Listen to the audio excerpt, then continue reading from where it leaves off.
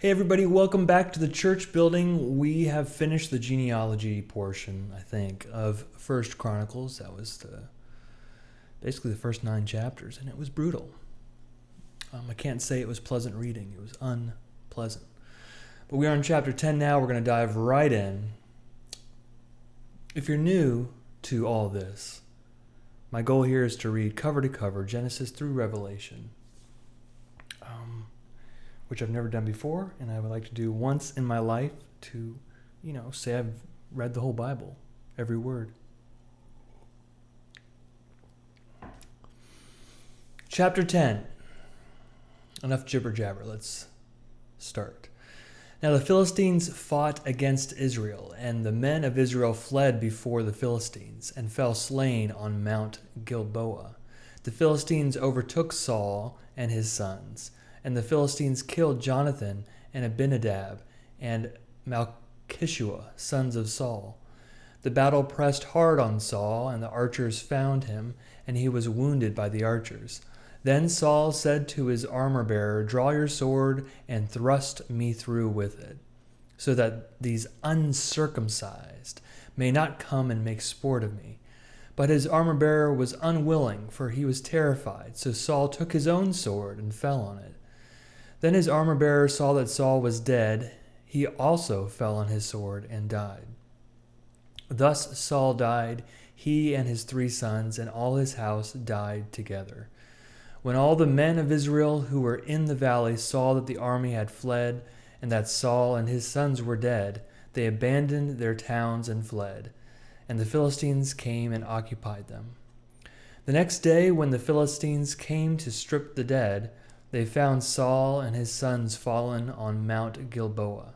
They stripped him and took his head and his armor, and sent messengers throughout the land of the Philistines to carry the good news to their idols and to their people. They put his armor in the temple of their gods, and fastened his head in the temple of Dagon. But when all Jabesh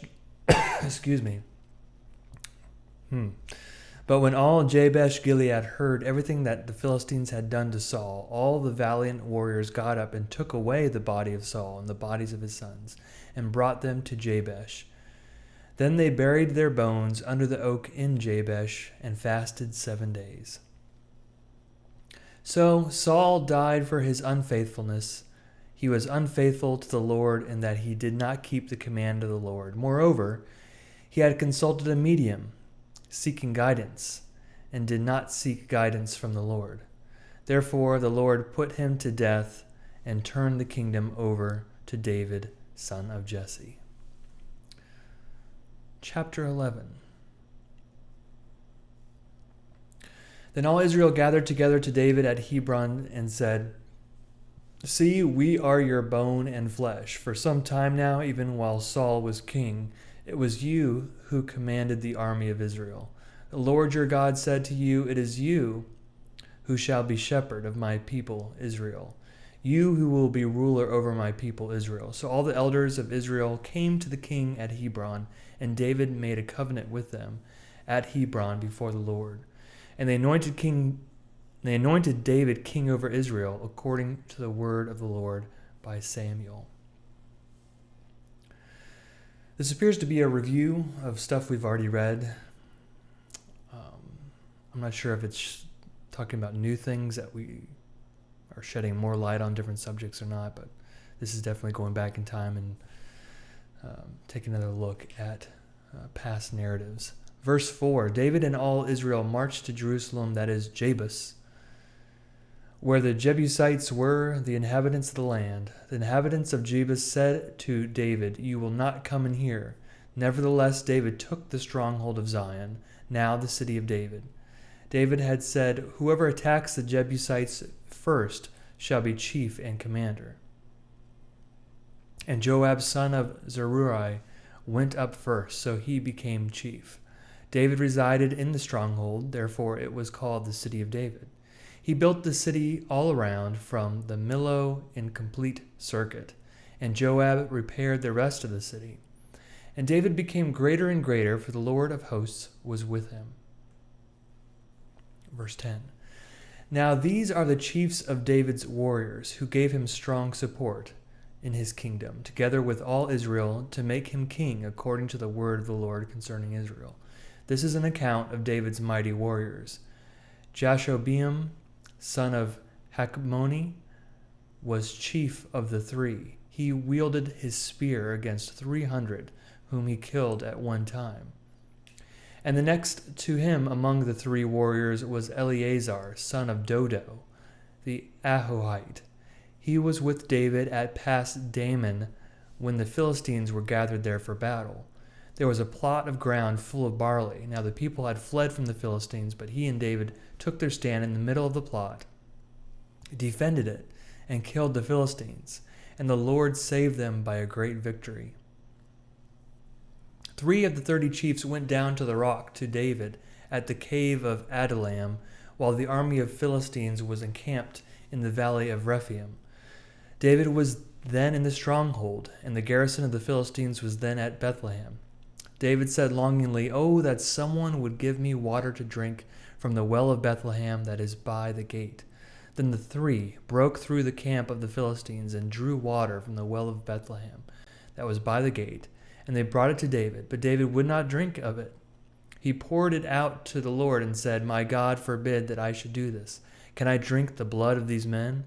For at the risk of their lives they brought it. Therefore he would not drink it. The 3 warriors did these things. Now Abishai, the brother of Joab, was chief of the 30. With his spear he fought against 300 and killed them, and won a name beside the 3. He was the most renowned of the 30, and became their commander, but he did not attain to the 3.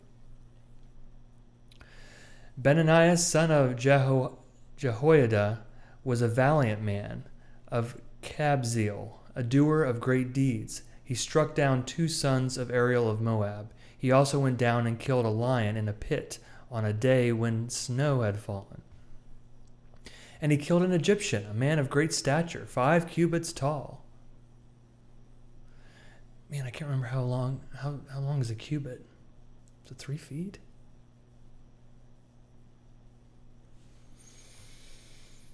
Let me see here. Give me a minute.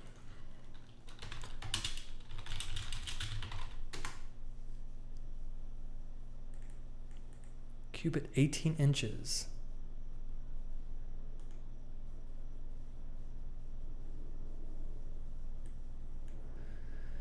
Here comes 5 cubits. So that'd be 5 times 18. Where's my calculator? Let's see. 5 times 18 divided by 12. 7.5 feet tall. That was a tall man that he killed. Verse 23. And he killed an Egyptian, a man of great stature, 5 cubits tall, 7.5 feet. The Egyptian had in his hand a spear, like a weaver's beam. But Benaniah went against him with a staff, snatched the spear out of the Egyptian's hand, and killed him with his own spear. Such were the things that Benaniah, son of Jehoiada, did. And he won a name beside the 3 warriors. He was renowned among the 30, but he did not attain to the 3. And David put him in charge of his bodyguard.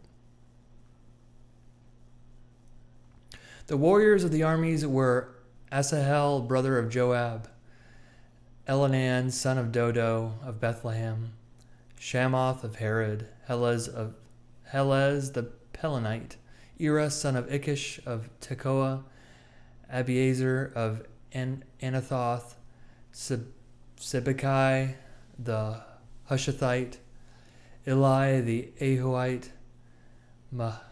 Maharai of Netophah, Heled son of Bana of Netophah, Ithai son of Ribai of Gibeah of the Benjaminites, Benaiah of Pirathon, Hurray of the Wadis of Gaish, Abiel the Arbathite,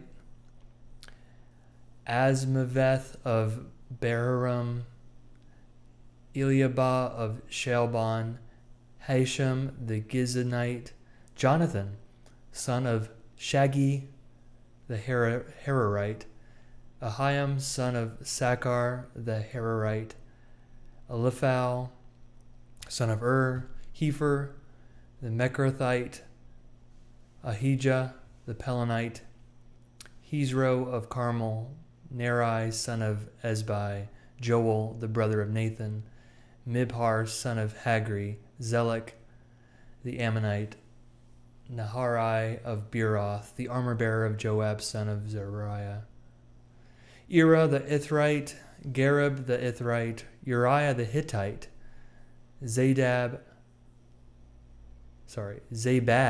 son of Ali, Adina, son of Shiza the Reubenite, a leader of the Reubenites, and 30 with him, Hanan, son of Micah, and Joshaphat the Mithnite, Uzziah the Ashtarothite, Shema and Jael, the sons of Hotham the Ararite, Jediel, son of Shimri, and his brother Joha the Tizite, Eliel the Mahavite, and Jerubai and Joshaviah, sons of Elnam, and Ithma the Moabite, Eliel and Obed and Jaziel the Mesobate. Chapter 12.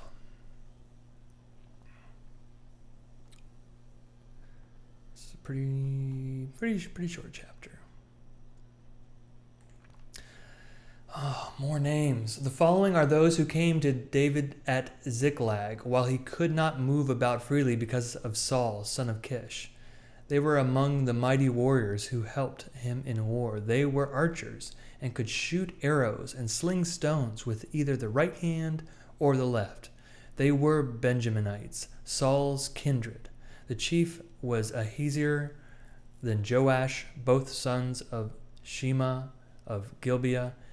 Also Jeziel and Pelet, sons of Azmaveth, Berakah, Jehu of Anathoth, Ishmaiah of Gibeon, a warrior among the 30 and a leader over the 30, Jeremiah, Jehaziel, Johanan, Jozabad of Jederah, Eluziah, Jeremoth, Beliah, Shemariah, Shephatiah the Heraphite, Elkanah, Ishiah, Azarel, Jozer, and Jashobim, the Korahites, and Jolah and Zebediah, sons of Jeraham of Gedor. From the Gadites there went over to David at the stronghold in the wilderness mighty and experienced warriors, expert with shield and spear, whose faces were like the faces of lions, and who were swift as gazelles on the mountains. Ezer the chief, Obadiah second, Eliab third, Mishmannah fourth, Jeremiah fifth, Attai sixth, Eliel seventh, Johanan eighth, Elzabad ninth, Jeremiah 10th, Macbanai 11th. These Gadites were officers of the army, the least equal to 100 and the greatest to 1,000. These are the men who crossed the Jordan in the first month, when it was overflowing all its banks, and put to flight all those in the valleys, to the east and to the west. Some Benjaminites and Judahites came to the stronghold to David. David went out to meet them, and he said to them, "If you have come to meet me in friendship, to help me, then my heart will be knit to you. But if you have come to betray me to my adversaries, though my hands have done no wrong, then may the God of our ancestors see and give judgment." Then the Spirit came upon Amasai, chief of the 30, and he said, "We are yours, O David, and with you, O son of Jesse. Peace, peace to you, and peace to the one who helps you, for your God is the one who helps you." Then David received them and made them officers of his troops. Verse 19. Some of the Manassites deserted to David when he came with the Philistines for the battle against Saul. Yet he did not help them, for the rulers of the Philistines took counsel and sent him away, saying, "He will desert to his master Saul at the cost of our heads." As he went to Ziklag, these Manassites deserted to him: Adnah, Jozabad, Jediel, Michael, Jozabad, Elihu, and Zilthai, chiefs of the thousands in Manasseh. They helped David against the band of raiders, for they were all warriors and commanders in the army. Indeed, from day to day, people kept coming to David to help him until there was a great army, like an army of God. Verse 23, these are the numbers of the divisions of the armed troops who came to David in Hebron to turn the kingdom of Saul over to him, according to the word of the Lord. The people of Judah bearing shield and spear numbered 6,800 armed troops. Of the Simeonites, mighty warriors, 7,100. Of the Levites, 4,600. Jehoiada, leader of the house of Aaron, and with him 3,700. Zadok, a young warrior, and 22 commanders from his own ancestral house. Of the Benjaminites, the kindred of Saul, 3,000, of whom the majority had continued to keep their allegiance to the house of Saul. Of the Ephraimites, 20,800, mighty warriors notable in their ancestral houses. Of the half-tribe of Manasseh, 18,000, who were expressly named to come and make David king.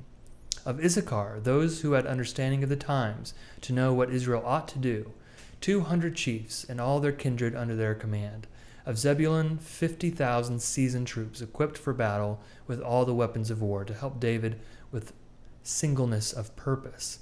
Of Naphtali, 1,000 commanders, with whom there were 37,000 armed with shield and spear. Of the Danites, 28,600 equipped for battle. Of Asher, 40,000 seasoned troops ready for battle. Of the Reubenites and Gadites and the half-tribe of Manasseh from beyond the Jordan, 120,000 armed with all the weapons of war. All these, warriors arrayed in battle order, came to Hebron with full intent to make David king over all Israel.